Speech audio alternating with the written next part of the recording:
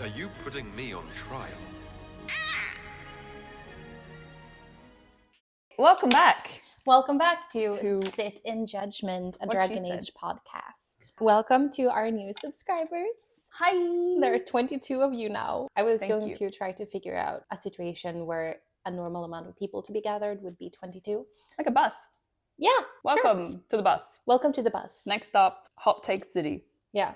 Inspired by the unintentional discourse. I said discourse. It was just some opinions shared on our latest TikTok, which was funny. It was very funny. I don't think either of us expected that to be a hot take or to be controversial in any way. But we love it. It's very fun to see what you guys think. I think that's it. I love hearing what other people think about Dragon Age. Yes. Which is why we're baiting you in this episode. Mm-hmm. We don't know if they're hot takes. And also, I haven't shared what my hot takes are going to be with Lisa, and she hasn't shared hers with me. We had like a 10-minute brainstorm on the top of my head. We put in a lot of effort and preparation before we record these podcast episodes. So usually we do, actually. Yes, that's true. Oh, by the way, the controversial take that we had was that it makes no sense for Mindrathis to be the diplomatic hub of Thedas. Yeah. I will stand by that. I stand by it. I like that there was a lot of historical, real-life examples, and I had to go back and re-listen to the episode because we do say it doesn't make sense within the time span. Yeah, exactly. It would make sense if there was a huge time skip and now it's flourishing. It's Yes. great. But this is by the end of Veilguard. It doesn't make any sense. No. That's crazy. And I stand by it. Yeah. But please continue to tell us your hot takes and your thoughts on our hot takes. No discourse in my diplomatic hub. Should we try and do them chronologically? Like Origins, Dragon Age 2? Let's do that. Do you want to do every other? I don't have any about Veilguard because I feel like I've shat on Veilguard.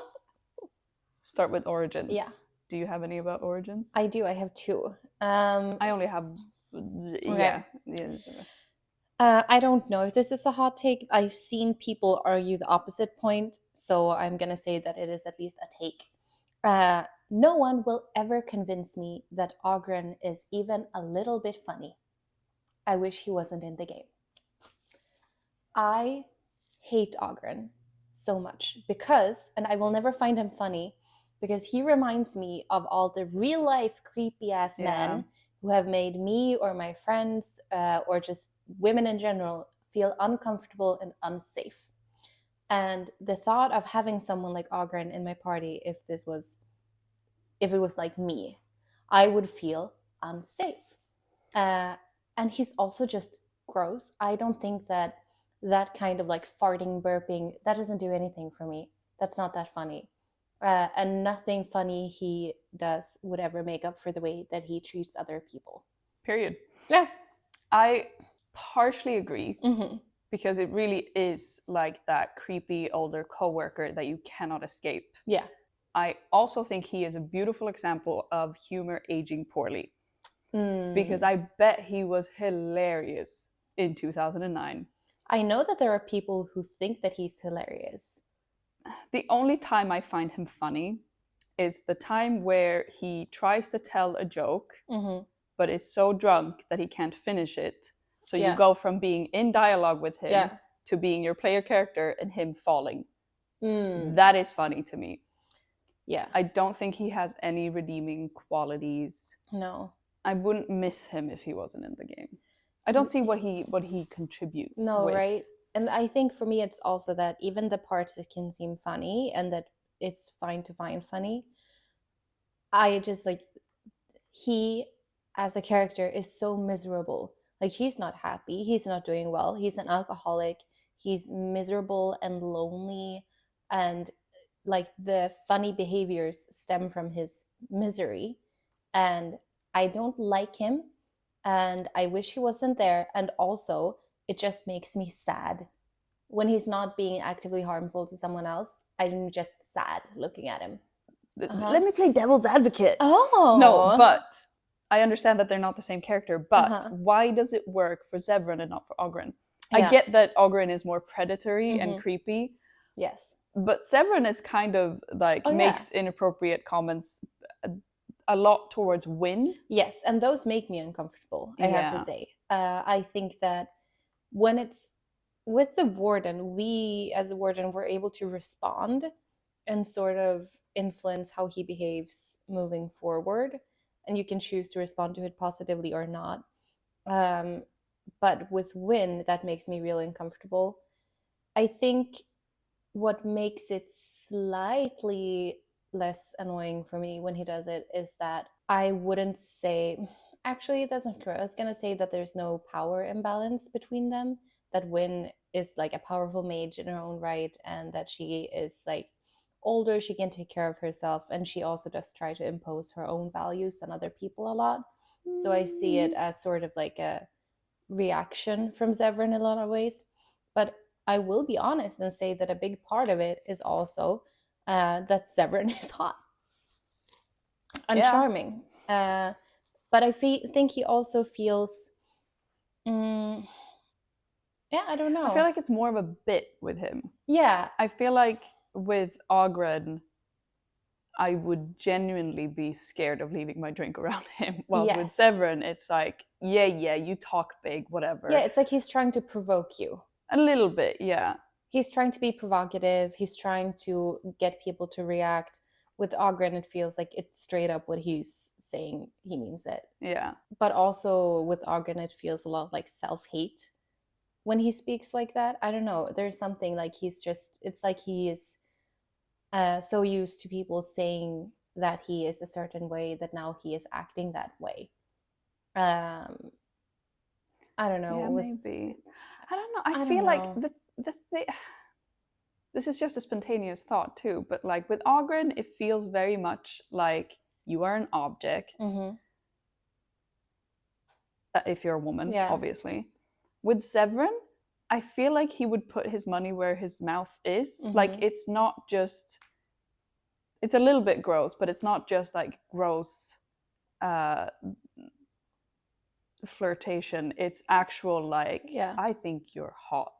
Yeah. Like if you give me a chance, like it's more genuine flattery of like, I don't care what age you are. You're still a sexual being. Like I don't know. It feels more like a genuine passion from Zevran than it does from Ogren, where it's just his gratification. I think a lot of it is that, as you mentioned, that he feels more in control of himself and what he is saying. Yeah. And it feels more calculated, which, whatever. But I just think it's like if Zevran was also always drunk and burping and farting and slurring his words, I think that would make me feel less comfortable with his way of expressing himself and flirting and being sexual.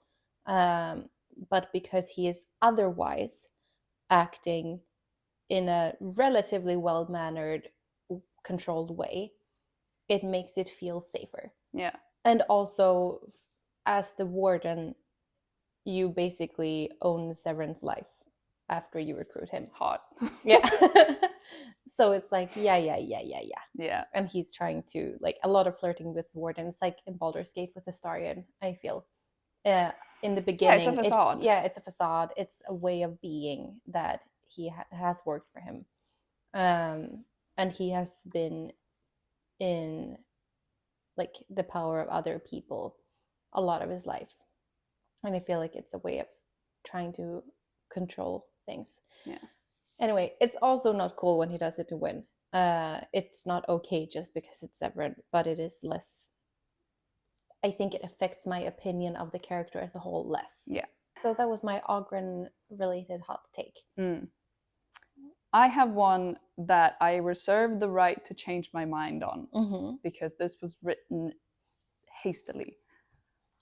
Hardening Alistair and making him king is not the best choice for Ferelden or Alistair. I would agree with that, I think. But I think I want to correct it to hardening Alistair is still good, but leave him in the Wardens. Because he has a very naive outlook on the Grey Wardens because he's so young and because of his isolated experience being a Warden. He's not shocked when Duncan kills Ser Jorah, but I feel like he needs to be hardened to deal with the shit that is to come Yeah. But I think Anora is the best choice for Ferelden, with the exception of for the elves. Yeah. I which I actually get. agree. I have long been of the opinion that Anora objectively would be a better ruler of Ferelden. My default tends to be to marry Alistair to Anora, which I feel bad for him, and it makes me feel like an evil pimp every time. But I genuinely think that because she kind of needs Alistair as for his Insurance? insurance, and also just to strengthen her right to rule, because the people love Alistair and he has the right bloodline, etc. And after Lagaine, her parentage isn't stellar for a queen. But it's just, she's more realistic. She is politically savvy. Like you said, for the elves, she's not the best choice. But No. I feel that and I tend to marry a non-hardened Alistair to her. Yeah. Because I think that his compassion could help balance her out a little bit. And I trust Alistair more than I trust Anora, but she would make a better ruler. Yeah. I think it's hard because I really think that Anora would do so much of the legwork, whilst Alistair gets to be the face of it and have some input. But like he's not, and he's 19 and he's young and like all that jazz. But he doesn't lead the party. No, he gives it over. It's a whole point where Morgan points out, like, oh, do you usually leave command to like the newest recruit? But, he's a very passive person. And I think hardening him and leaving him in the Wardens, where he did make the choice to become a Warden, he did, like, that's his found family, the way he talks about it. I think that is the best for his agency. Yes. And for his personal growth. I feel like he would be miserable as king. Yeah. And sometimes that might be good for the country, but I feel like his passiveness would just take over. I don't know. I hardened him and married him to Anora for the plot. Yeah. Because I love tragic storytelling of like he does that and my warden kills herself. In the canon timeline, and then she's alive in other. Depending on the playlist, I have different playlists depending on what scenario I'm hooked on right now. Incredible. Yeah. Love it. But no, I will agree with that take. I agree. He's not the best option for Ferelden, at least not alone. No. And for him, not being king is better.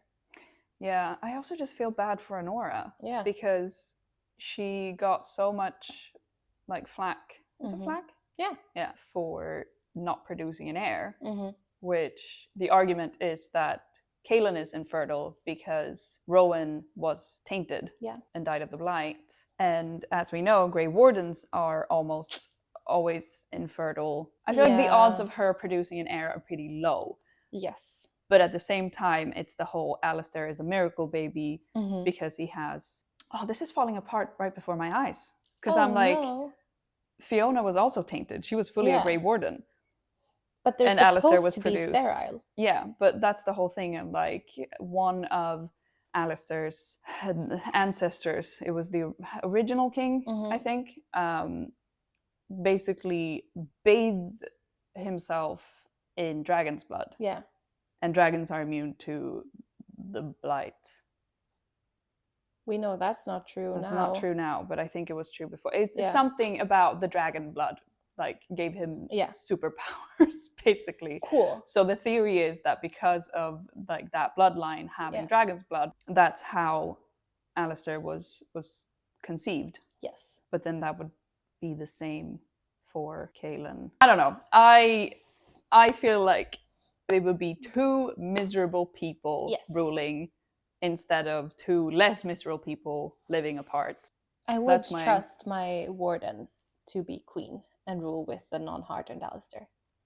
I wouldn't trust the political climate with two Grey Wardens on the throne. Okay, that's a great point. That's the thing. If they were isolated from that, absolutely. Yeah, you're right. go hard, but 2 Grey Wardens on the throne with all the shit that the Wardens get up to. Yeah. Mm-mm. No, that's bad. You're right. Okay, shall we move on to the next one? I have one more Origins. Should we do that one too? I have 2 or 3 that is related to Origins, but also goes for the other games. So yeah, you had a second Origins hot take. I do. I don't care for the original Kunari design that is in Origins. I like them better in Dragon Age 2 and in Inquisition. I think Dragon Age 2 has the superior Kunari design. Yes. I wish that they would have stuck to that. They look a little bit too human, I think, in Inquisition. A little bit. But I still like the Inquisition Kunari design. I think they're too scared of making unattractive women. Yes, that's definitely true. But that's true of all fantasy species in almost all games. Oh yeah, for sure. For sure. There's always like a really cool design for the male version of like fantasy species. And then the female one is always like a skinny woman, but blue. Yeah. A skinny woman, but with horns. Yeah. Maybe she has slightly broader shoulders. Extra points if we could put her in a skimpy outfit and make it canon to their traditions. Yeah, she's got to have boobs. That's not a lot to discuss, but I just wanted to say that I think that the Kunari design peaked in Dragon Age 2. And then my second place is Inquisition. And then I guess the Veilguard, and then finally Origins. I think the Origins design is fine in context with like the rest of the games, because the whole thing with hornless Kunari, and I agree that the second one is superior, and I like that they become more otherworldly, but I just love my man Sten. Yeah, that's true. I love Sten. Yeah, this is not Sten slander specifically, it's the Kunari design itself. Yeah, no, but I agree. I don't have a lot for Dragon Age 2, again, because it's my least played one. I don't think this is a super hot take. Okay. I think Carver is vastly superior to Bethany. Oh. Tell me why. He's a pain in the ass.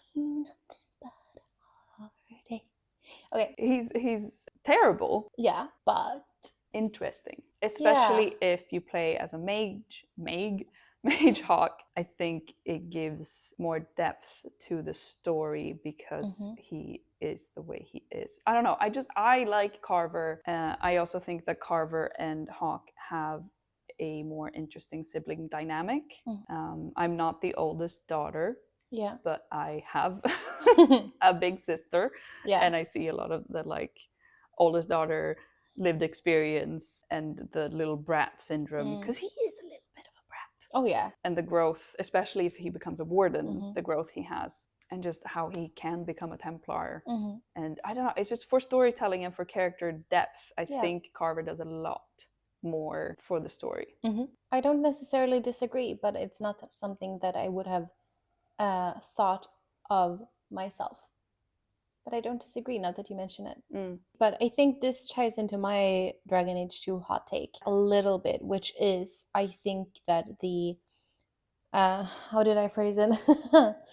The amount of non-preventable loss that Hawk has to go through is unnecessary. I don't think they had to make Hawk suffer that much. I wish some of it would have been more preventable, because, and some of it is, like, you can lose your remaining sibling and you can not lose them depending on the choices that you make. And it's very memorable, like Hawk's entire arc, and losing their first sibling, and then maybe losing their second sibling, eventually losing their mother, and Gamlen being Gamlen. But I think it's just combined with Hawk's mother's attitude towards Hawk a lot of the time, and Gamlen's attitude and general personality. There's just so much misery. And I wish that, and especially for a lot of romances during the second act, that's also pretty miserable. And I think that you could have told the same story with a little less mandatory misery for Hawk. And I think that this is entirely like a personal preference, but sometimes I honestly hesitate to replay Dragon Age 2 because it's so miserable. Yeah. The entire setting is miserable, And I don't mind that, but I wish there was a little bit more hope for Hawk, because no matter what happens throughout the game, and depending on how you end up with Hawk's sibling relationship, etc., but by the end, even though Hawk has gained all this influence, they're still alone. They're still alone, and I wish there was a way for Hawk to be less alone. And the thing with Anders too, there's just so much of it, you know? Yeah.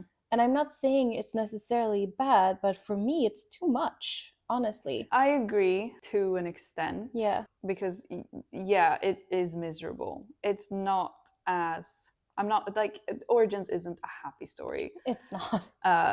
But it's still those nuggets of humor and happiness and hope that you get. And Dragon Age 2 is a shit show for Hawk. I will say that I think the way they kill the mother is unnecessary. Yeah. I feel like she could absolutely have died, because I think it's a moment for Hawk that needs to happen. Yeah. The parting words of the mother being proud of them probably... It carries a lot of weight for the rest of Hawk's life until they get stuck in the fade. I think that's a beautiful moment for them. Yes. That, like, this is what I want you to take away from it. Because I also see a lot of, specifically, like, the oldest daughter. Like, the attitude that the mother has towards Hawk, if, like, it fits into the oldest daughter trope. It really does. But I think having her dismembered and put on a necromancer's, like, corpse, but it's a bit much. Yeah, exactly. I think that's it. Like, I don't necessarily mind that Hawk's mother dies, and I don't necessarily mind that you can prevent it, but I think the way that it happens and seeing her, like, I don't think I'll ever forget that scene when she turns around. Yeah.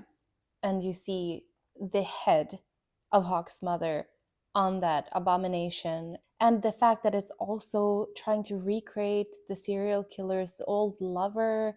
It's just, I think it's too much. It's too much. Maybe they did it to kind of even out the all mages aren't victims, and there is a point to Templars, and to even out the odds there. And I get that, but it feels very early 2010s, like edgy. Yeah, like shock value. Ooh, look. Ooh. A little like misery porny. Yeah, exactly. I feel like it would have been more striking if it was something to do with Hawk is gaining too much popularity and too much power, so it's a personal strike to, like, bring them down a notch.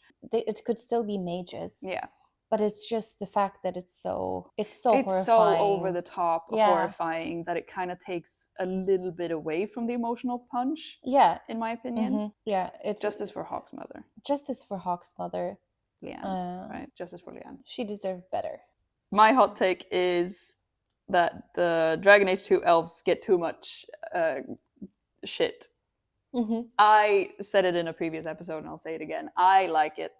Maybe it wasn't executed flawlessly, but I like the way they were going. I like that they look that different. Is kind of, I don't think I brought that up, did I? Maybe in Divinity Original Sin 2, the elves look like really freaky. I kind of like that. Even though ladies look really freaky. Ooh. They're very, very tall and sinewy, and like they don't look very human. And I like that. I like when it gets like... Yes. Ooh. I think that also makes sense for like Dragon Age elf lore. Exactly, because they were the like original life form. And they were spirits. It doesn't really make sense that they look that much like humans. It also makes humanity's war on them make slightly more sense, because humans are freaked out by anything that doesn't look like them. So I think that that's good. I like that they look a little spooky. Yeah. With their big eyes and their long, sharp ears. Yeah. And one might even call them cutlery ears. And I like that they actually brought back sort of like the big ear elves in the Veilguard a little bit. Yeah. I think that they made them look slightly less human, which was good, at least ear-wise. Ear-wise, yes. I don't like how in Inquisition they're just really skinny. They're so skinny. Like in Divinity Original Sin 2, amazing title to just say all over. Yeah. They are also very skinny. Yeah. But again, they're very like tall and sinewy and have long limbs and like look. Yeah, I feel like in Inquisition they just look they're skinny. just very skinny. They kind of are in Origins as well. They're just smaller and skinnier. But it's ridiculous in Inquisition. And it also makes female elves in Inquisition, when you have that, when they move like the male human Inquisitor, you know, it looks so stupid. I mean, it looks stupid for all. I think I had a bad childhood. Yeah, look at your pasture. Do you want one of my Inquisition, or I just have the one? Oh, you only have one about Inquisition? I only have one about Inquisition. And it is that Liliana should not have been in it in the way that she is, and that Inquisition Liliana is, in all ways that matter except for the history of the character, a different person. I think that Liliana in Inquisition is so different from an Origins, and I think that for her to work in the way that they wanted that role in Inquisition, if they wanted to fill it with Liliana, they had to change her a little bit to make her fit in. And it feels like she's a mix of a new character and herself, and a lot of it doesn't make sense to me. She's just not the same character. And if they wanted her in the game, find a different way for her to be in the game. But Liliana Inquisition is not Liliana Origins. I have a Liliana point, and it's just Liliana is terrible. Which is, hold up, I can hear you. I agree. I also think that if I was a person who killed Liliana, I would be fuming if I saw her again. Yes. With the shit explanation of, and she disappeared in a puff of smoke because she was a lyrium ghost all along. So I think they probably did an oopsie by putting her back into the game, because there's so much that has to happen to her character arc for her to turn up in Inquisition the way that she does, when she is so bitter, and you kind of have to unharden her. I never make her divine. No, me neither. Because I feel like she is chaos in two different directions. None of them work long term. In Origins, I find her obnoxious. Not only because of the whole maker thing. No, but that's, which is it really is obnoxious. Annoying. It's a big part of why, but not only because of but that. also like her naivete surrounding like the elves. Yeah, that's what I was gonna say. The whole like, oh, you're so pretty, and that's why people like you as slaves. No, it's bizarre. Like, how do you go from that character in Origins and have her show up as this hardened, bitter, very shrewd character?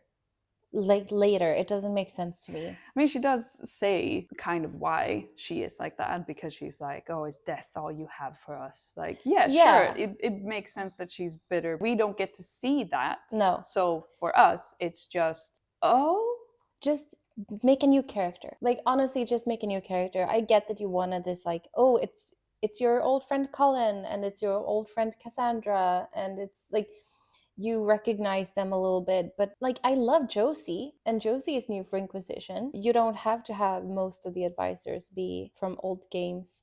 I think Cullen and Cassandra worked. Yes. I do think that they could have done more with Cullen, given his history with mages and the whole trauma that he has overcome. As far as I'm concerned, Cullen doesn't have a voice actor. The flabber that I gasted. No, but I think those two characters work, and I think they should have done something new with Liliana. Yeah. Because, and this is also a thing, like weaving into Veilguard some, where it's the, why didn't they put a codex entry in, and people will be disappointed by that. The War Table missions made it feel so much more alive when you do have the missions with Zevran. Yeah. When you do get a letter from like Alistair if he's king, and those are just text. Like it's just text information, and yet it feels like they are in the world interacting, and there is a consequence to what I did. So I think the argument of putting in a codex wouldn't have changed anything is kind of bullshit. I will say that I actually do usually make a softened Liliana into the divine. It's not that I necessarily trust her, but I do not trust Vivienne. And I don't really trust Cassandra to make any changes. I think she's too traditional when it comes to the chantry for me. And do I think that that's more sustainable?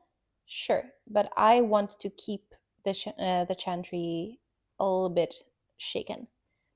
I don't want them to get comfortable back in old routines. And depending on what other choices you make and what relationships you build with, like Vivienne or Cassandra, choose the mages or not, etc. Like I have gotten, and I mentioned this before, one ending where it seems to be really stable under her rule, and where she's not being opposed by, like, after a few years.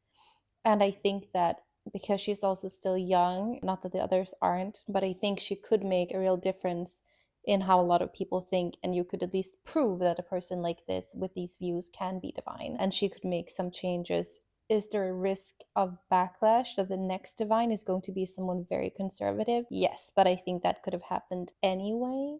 Of the options that we have, I tend to prefer Soft and Liliana as a divine, also because I feel like Cassandra would be miserable as a divine. And I think that she's better off trying to restore the Seekers. I think you're right that Cassandra would be miserable. I almost always put Cassandra as the divine because of, like, with the Minrathous discussion, long term, I think it has the best possible outcome, because I think Liliana wants to change things too fast, and like a shooketh chantry is a dangerous chantry. With Cassandra, I feel like she would comfortably, like, just uncomfortably enough for people to go along with it, to start the change that needs to be done, and then for the generations after to pick up the pace and be able to do that. Cassandra would be better for stabilizing the chantry. I think there's a spiteful part of me that just doesn't want to help the chantry out too much. I don't disagree with you that she would be the more stable long-term choice. Sometimes you have to make idealistic choices, in my opinion, but I'm a Sailor Moon girl, and so I will always be drawn towards doing what is right, no matter what you see the consequences to be, just because it's the right thing. And I know that real life is more complicated than that. No, it's a tough one, because obviously, fuck the chantry. Fuck the chantry. Obviously, as two women living in Sweden, where the church has basically no power or presence, honestly. And that's the way I like it. But I don't like Liliana. She doesn't do it for me. Boo. Boo. Do you have another hot take? I have one that is less serious, and that spans through all of the games. Ooh. I like the deep roads. Sue me. I like the deep roads. I think they are fun and mysterious and historically interesting, and I would go to the deep road. Do I get lost? Hundreds of times. Absolutely. Would I still do the deep roads 10 times over if it means I don't have to go into the Fade and also then in Dragon Age Origins? Yes. I don't mind the Fade in Origins that much. I mean, I do. You only say that because you play on console and can't get the mod that skips the Fade. You don't have to be like that. So at least you can play the game. I can't. At least I can play the game. Also, don't mind the deep roads. But I think I didn't care for them much until the Descent. And I feel like that unlocked a part of my brain that now appreciates the deep roads in general.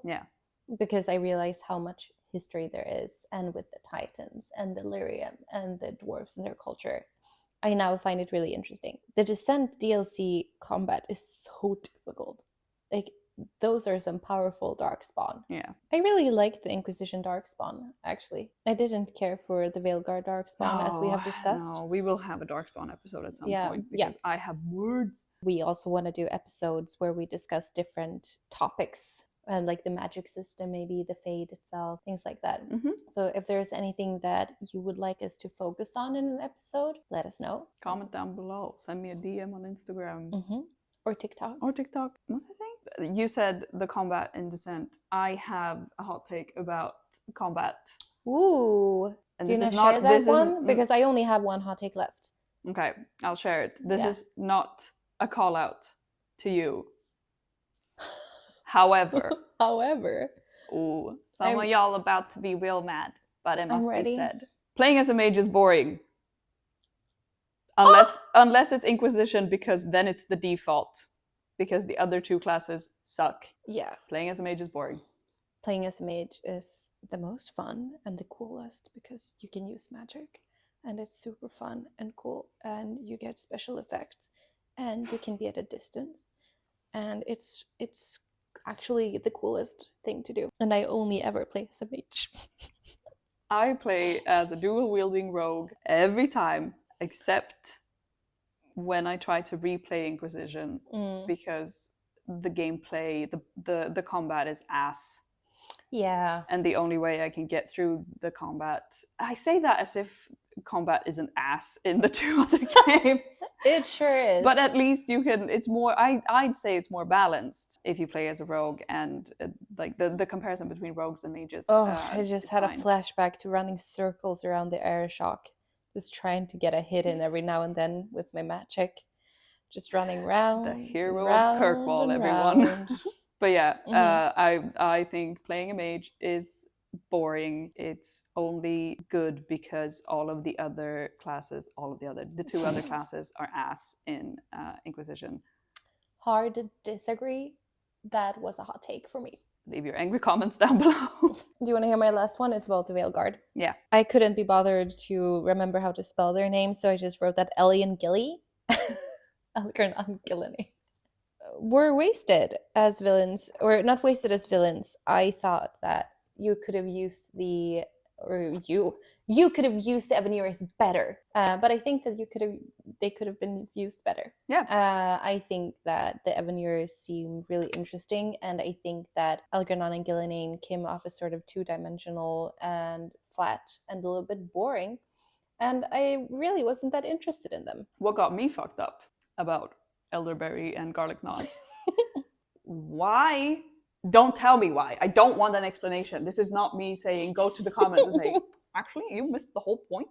Actually, do go to the comments and tell her why she's wrong and explain why. You can. I love to learn. I would love to be explained, as I said previously. But what got me fucked up is why is the Venatori, which is a Tevinter faction, Tevinter hates elves, and yet two elven gods rock up saying, hey fam. Yeah. And they would follow them? I know, it's dumb. Lie. Say that you are the Maker and Andraste. Watch them fucking fold. Yeah, exactly. That would be really interesting. Why do they have to be so just straight up evil? Also, like, yes, they're blighted and evil now, but they seem to have also been just straight up evil for a long time as Avenures. And I know that the Avenures were corrupted and driven kind of mad by power, but it would have been more interesting for them to be more morally gray. Yeah, but isn't the whole point that they were so like cunning and calculated that they did accumulate that much power to where they were referred to as gods? Yeah. I feel like they would know how to play the game of let's gain power through manipulation and lies. Yes. And they just come straight out of the gate being like, I'm too powerful for you not to follow me. Yeah. And everyone was like, bet. No, they could have done a lot of things with the Avenures that could have been more interesting. I did have hope that maybe they would explore the Avenures in more detail with more depth in a future Dragon Age game, but considering how poorly the Veil Guard has performed, what EA has been up to and everything, I don't see that happening. It also makes me really sad that the relative failure of the Veil Guard, people are scared that it's going to affect Mass Effect's production, and that seems likely, which is very sad. And I hope that EA doesn't take the wrong lessons from this, which I think that they are going to. Sounds like it. But yeah, those were my Dragon Age hot takes. Yeah. Do you have any more? I have some more, but on the notes, I feel like we need to mourn Dragon Age because this was probably the nail in the coffin. Yeah. I still have hope. Everything that happened with Baldur's Gate that led to Baldur's Gate 3, which is such a good game. In my lifetime, I want to live long enough for Dragon Age to get the sequel that it deserves. Yeah. And on that note is another hot take. Okay. Shoot. Telling Origin fans to stop complaining because Dragon Age games change every time is not a good argument. Why am I, Bobo the Fool, for playing a game and saying, I like this, I want more of this, when none of the sequels are like that? Why am I the idiot? I'm guilty of using that argument a little bit in the past. I'm sorry. They're going to change every time. I know, that's what I'm complaining about. Give me Origins. Yeah. Yes. It's not the take that you think that it is. No, I know. Like, I have been brought to reason in regards to this. Thank you. I think that's reasonable. Stop it. I'm not an idiot for looking at the first game in an entry and saying, this is peak. I want this. Again. Yes, you can absolutely, you can improve on shit. Yeah. Of course. But have vastly changing the format every time and then telling me that I'm stupid. Mm-hmm. Yeah, no, I know. I don't buy it. It's just, please. And they just keep going further away from Origins. They're not even trying to like scoot back. Yeah. Okay, do you have any more? I think, yeah. I have one, and it goes hand in hand with the first point about Ogren being creepy. I think Iron Bull is creepy. In regards to Dorian. Yes, in regard to Dorian, he really is creepy. Yeah. Like, with the Inquisitor, if you romance him and him doing the whole, like, I see what you need, blah, blah, blah. Yeah. Beautiful. We talked about that before. That's great. Yeah. He's paying attention. He is fulfilling a need, blah, blah, blah. To Dorian, I would get a restraining order. Yeah.